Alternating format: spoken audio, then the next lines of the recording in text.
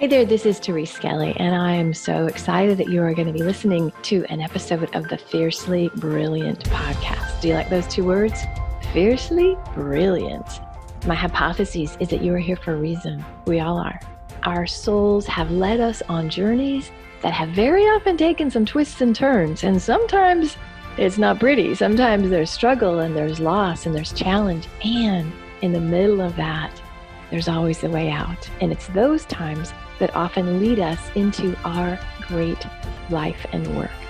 So you're going to hear stories in these episodes of myself and other beautiful people that share the journey. They share how they got to the place where they're standing, working in their brilliance, and being the powerful leaders that they are. So stay tuned and enjoy this episode. Hey, this is another episode of the Fiercely Brilliant podcast with yours truly. Today, I'm going to riff a little bit on what needs to be activated. Don't you love that word? That's literally like, ooh, that word gets me all fired up. You know, I used to be a psychotherapist, so I really understand the inner game, the psychology, the emotional part of it, and the energetic part of it. And I've been a business coach for 15 years. And I understand the marketing and the selling and the copywriting and, the building things. So what I know about my work is what I do is I help people get their soul's work out in the world. And what I really do is I activate that. And it's not like one, if you're just listening to me, I have this like fairy wand where I'm like waving it around, it's not like, boom, you're suddenly activated. What I have discovered is there's really like 5 places in a business that you need to just get. And it's not, I don't know anybody that I don't think it's possible. I'm sure people offer this, but I don't think it's possible to have, okay, month 1, we're going to work on this. And month 2, we're going to work on that. And month 3. What I know is that they circle in on each other, right? So you land your messaging and positioning, and then you're like, crap, but now what am I offering? And then you get your offer correct, and it's like, crap, who am I being? I can't charge that much. Like, so literally they're like circular. And so I'm going to talk about the places today where we are going to just tell you how to get activated, right? And sometimes I will say, with each new iteration of your business, you don't have to start all the way over, but it's like revisiting again and again. So it's kind of like these are the foundational pieces, and you might tweak one and see what happens. Like, great, it's like a big science experiment. So play with the variables. All right, the first place that if I get my hands on you, we're going to activate is your messaging and positioning. And when I think of those words, basically it's like, who are you thought of in the industry? And how are you talking about what you do? Now I got to tell you, I secretly think this is the hardest one. Particularly if you are like me and sell kind of work that's transformative in nature. I used to say, why can't I just sell copywriting? That's so much easier. Or that's my fantasy. I don't know. Maybe the copywriters would not agree with me. But if you sell work that's like healing, energetic, it's not quite as much of a commodity or quite as tangible. Very often it's hard, even if you sell something like coaching or massage or therapy or even web design. We'll go to the more concrete ones. How are you talking about it in a way that's different? What are you saying? What are you doing that is like, you got to go hire her. Oh my gosh, I get how she's different. And I think I'll just do a whole separate podcast just on messaging and how to distinguish that, because it's a lot of the work I do. So that's the first place. So I'm going to ask you this. What are you known for in the industry? What are you known for? And why should somebody hire you, right? So there's the who you are, who you're known for, and then how you speak about it. That's like a 2-part thing that they're tied together. So one of the things I always say is, if there were 100 of you in your competition in the room, why would someone hire you? And hint, hint, it's probably not what you think it is, right? And again, I'll do a whole other podcast on this. So look for another podcast on just messaging and positioning, just because I want to get you some teaching here. Very often we get really stuck on either titles or credentials, processes. I used to do marketing for a man that sold product to acupuncturists. So we were in the marketing for acupuncturists, and whew, the industry jargon, oh goodness. like, yeah, you can't say that. Like, you can have it on your website, but what would happen is, and what does happen, especially with therapists and people that have kind of industry specific lexicon or words they're using, if you say that, it can literally fall on deaf ears because people are like, I don't understand what that is. And so there's the purity of messaging. Obviously, people have to know what you do, but the who you are is bringing your personality to it, bringing your vibe, what you're going to get when they work with you. And so one of the questions I ask is, if there's 100 of you and your competitors in the room, why should they hire you? And if you go, well, because I have 15 years experience. Okay, that's cool. I care about my clients. That would be, and I should hope so. I get great results. I should hope so. What the fuck is different? And in terms of my positioning, my sassy mouth might be making me different. And that could repel people. I understand that, good messaging often repels people as well as attracts people, right? So that's one piece of it, is like, not only are you known for your expertise, but I feel like it's how you deliver the expertise, right? Who are you? Who do you show up as in the marketplace? Like, for me, I'm very transparent, very vulnerable, very real. Like, I'm just the same if you meet me in a business thing as if you were hanging out having a glass of wine with me. There is no difference. And that's just my vibe, right? So you want to look at what am I known for?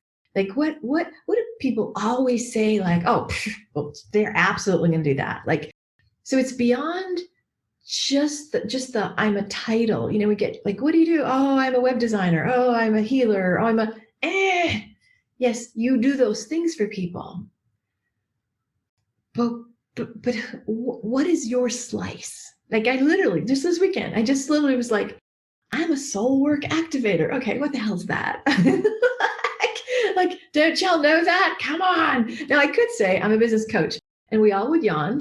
And if there was 99 people in the room, we all would yawn because all 99 of us are going, But if I say, if you are a mission-driven person who absolutely understands that your business is like your soul work, I help you activate that. I help you get that out in the world. Do you hear the difference with that? So again, I haven't landed the messaging. It comes and goes because every iteration of ourselves, it's a new message. It's refining and refining. And it's not like a tattoo where it's one and done. Trust me. It's always refining and constantly changing. I literally think this is the slipperiest, hardest one to nail. But that's the first one. It's like, how are you talking about it? And how are you known in the industry? Wait, you're not known? Wait, people don't see your personality? Oh, gang. Well, then come back. Okay, there will be another podcast, I guarantee you. I don't know what I'll call it, either messaging or putting your personality in your marketing, something like that. But look for another training I'm going to do. Okay, the second piece is, what are you offering? Lately, it's very strange. I'm having so many people come to me, and they literally will say, I'm not aligned with my offer. And that sounds really weird because a lot of us, we go, okay, I need to make $5,000, so I'll create a program that's this. Or I want to have 6 people, and I think I could sell it for this. Or my revenue goal for the quarter is this, so I'll need 10 people at $4,000. That's not an offer. Those are numbers. That's calculations. And obviously you need that. I'm not saying to dismiss that. The offer is, what are you offering? And if you say, I'm offering 6 weeks of group coaching, I'm going to throw you off the stage. People aren't buying. I mean, obviously they're buying the 6 weeks of group coaching, but what specifically are they buying? And so there's a lot of people that are probably great at this. So this might not be a place that you even need. But when people come to me and say, I'm not aligned with my offer, what that means is either, let me back up. I'm going to talk in a minute about this concept of being embodied. Like for me, I'll sit and maybe I'll have a call with a friend or my mentor, and they'll suggest something. I'm like, yeah, that sounds good. That sounds good. But until I can have it literally drop into my body and just go, oh, got it. Until I'm a full body yes, or some people would say hell yes. It just is a floaty thing that lives out here. And I can't really start to write about it. I can't really start to sell it because it could waffle.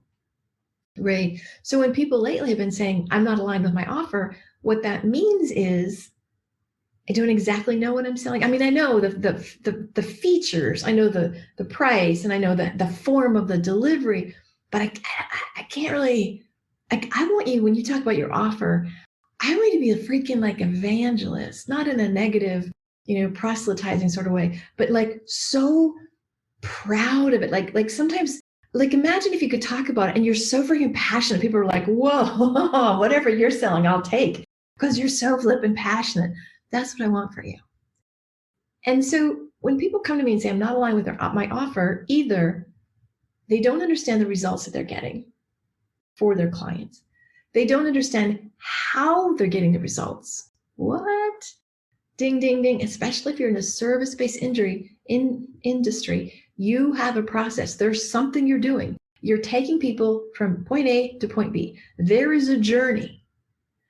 And when newer business owners start to say this, they say, oh, well, I want to have this. I'm like, okay, what is the result they are going to get in the end of working with you? Have you thought that through?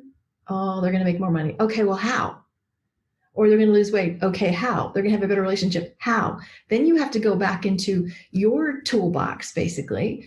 And very often, sometimes we are our poster children clients, right? Very often it's like, well, what did I do to overcome it? Or what would I have needed at the time, right? So you're either not aligned with what you're selling, you're not aligned and not understanding how you're offering it. What's the process? You're not aligned. The third one is you're not aligned with the price.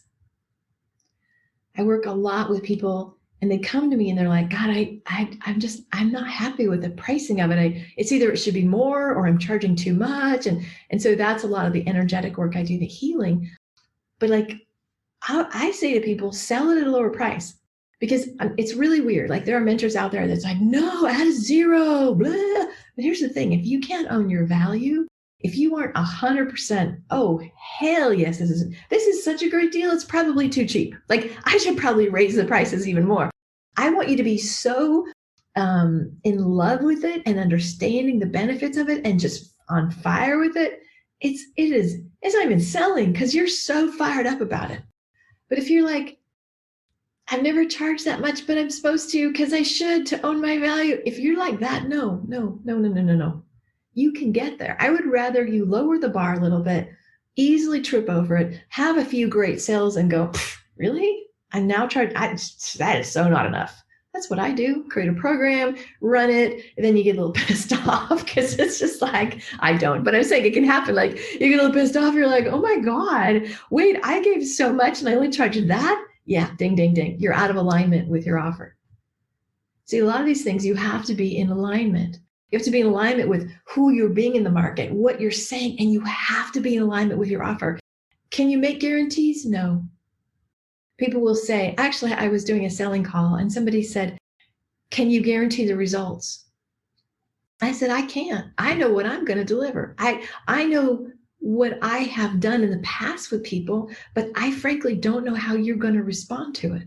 She happened to be a therapist who worked in a treatment center. And I said, just as when you work with your patients, you can deliver all the content, but you never know if they're going to want it badly. You never know if they're going to sabotage. You don't know if there's some hidden issues that you're not aware of. So I can't make a guarantee for how you get the work. I can guarantee the integrity of the work, right? So if you get a little bit glitchy on like, but can I really say that? Well, here's the thing with an offer. You got to make sure, and this is the number 4 point, you have to activate the right people you're working with. So many of us in the beginning, Thomas Leonard is the father of coaching. I don't know if y'all know that, but I got to be alive and actually I was alive when Thomas Leonard was alive. I'm still alive. Sadly, Thomas Leonard died back in 2005, but he was a brilliant visionary. It was so cool to be around him kind of in the beginning stages of coaching. And he would say, after you see 100 people, it all makes sense. And he was like, give it away and give it away for free if you have to, because what happens is it's like the work informs you. And so if you're newer, I'll say, just see anybody that you can.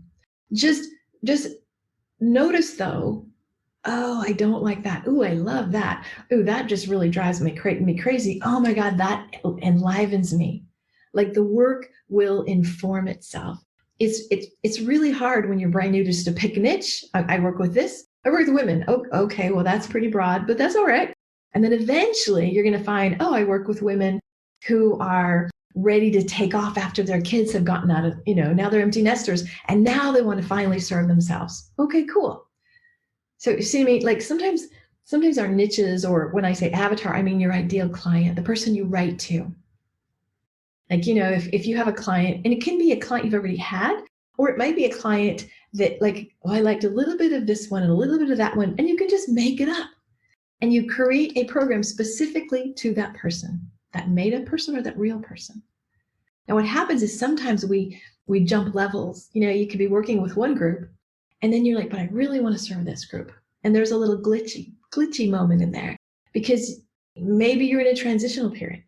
What happens often is I see people like going, I really want to track this like high ticket people. And yet their copy is like, are you sick and tired of being sick and tired? Are you broke and struggling and full of challenges? Who do you think that's going to attract? So what you also need to activate is that client you want. Let's call it that next level client, or what I call your soul clients, right? Like you're the ones that you would just be like, oh my God, if I could have 10 of those. And then the fifth one is, and who would you have to be to attract that? That's a big question. So if you think of that one, what would you have to activate in you in order to say, oh, no problem, absolutely. Oh, yes. That is my group. Who do I have to be? Well, very often you have to own your value a lot more. You have to be a lot more bold. But what if you want to do, let's say you're working with relationships, but you've had a couple divorces. It's very easy to let the little voice in your head go, really? But you've had divorces, like nobody's going to believe you. And what if those divorces were the perfect thing because how to not get divorced. The pitfalls. And maybe you've learned the lessons such. Maybe God or life or universe allowed you to go through those divorces so you can say, I don't want anybody to make the mistakes I did. I don't want any woman staying in a relationship just because she thinks she has to. So maybe those divorces were literally in divine design. And so when I ask, who do you have to be to serve those next level clients? I would encourage you right now, write down all the resistance. That the magic is in the resistance. And what I mean by resistance is you say, well, I would need to be way more confident. And say, okay, well, what's preventing you from being confident? There will be a little story. I haven't done it long enough. Thomas Leonard actually told the story. He was working with one of his best clients. And the client was probably a multi-millionaire. And Thomas was coaching him, and he had this moment of like, but I'm not a multimillionaire. Oh my God, I'm a fraud. I've never made. And so I think he voiced it to the client, which is one of the things he taught is like, give presence to what is in the room, basically. And the client said, Thomas, I don't need you to show me how to make money. I know how to make money. I need you to show me this, whatever they were working on. Now think about that. If your story is, well, they're making more money. If they're coming to you and saying, help me learn to invest, help me learn to scale my business, yeah, then they're coming to you to make more money. But if they're coming to you to lose weight or to get life balance or to create a soulmate partnership in their relationship, in their life, doesn't matter. But notice the voices in your head, because that's the data. That's the place where you get free, right? So who do you have to be? What is in the way of that? And this is where a big stretch comes. It's one thing to say, oh yeah, I'm a this, and this is how I'm viewed in the market, and this is my offer, and this is who I want to work with.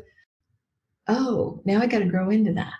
Do you understand that? Like embodiment is everything. Like, it's literally the next level you. It's just like, who do I show up as? And so here's an exercise. So let's figure out whatever your goal is. Just pick, let's just say you want to make $200,000. If you already had that, what would be different? I love this question. How would you show up? Like, if you walked in the room, now just take a little quick moment, and whatever your excuse me, let me take a sip of water. Whatever your financial system is, maybe it's a QuickBooks, or maybe it's your banking app. Imagine you look at that and you're like, and you got a big ass retirement account and got some savings, and there's abundance in your account, you're checking, and you're maybe contributing, you're tithing, you're doing philanthropy. Feel that for just a minute. And now walk into the room as that person who already has that.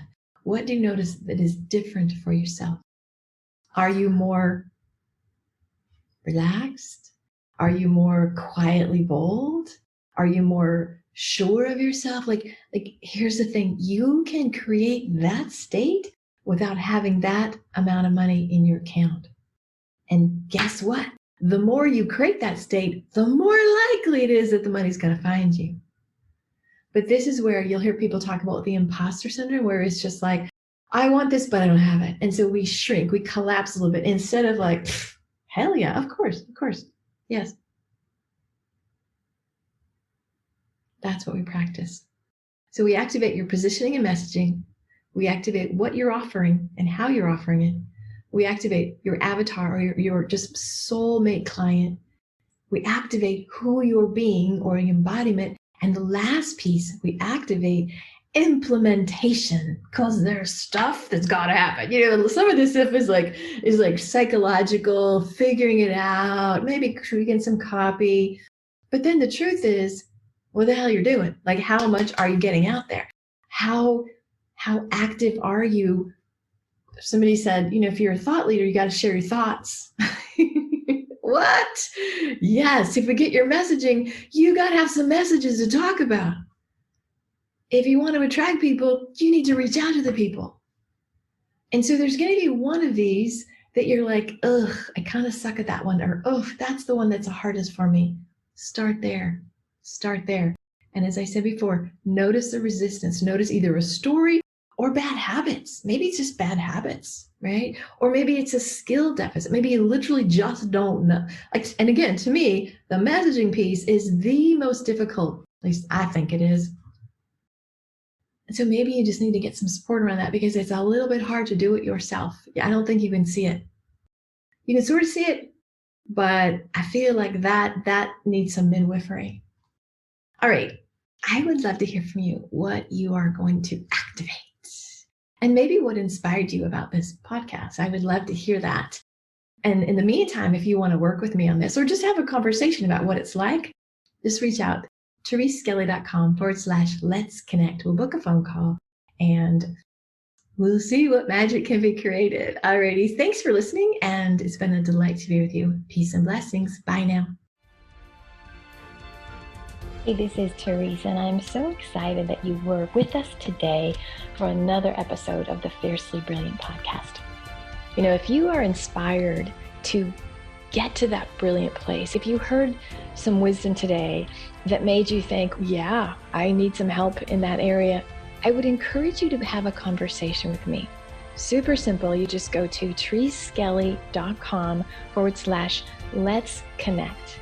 It's a no charge, no pressure conversation.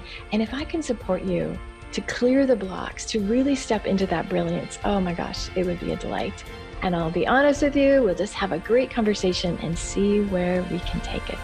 Peace and blessings. Bye.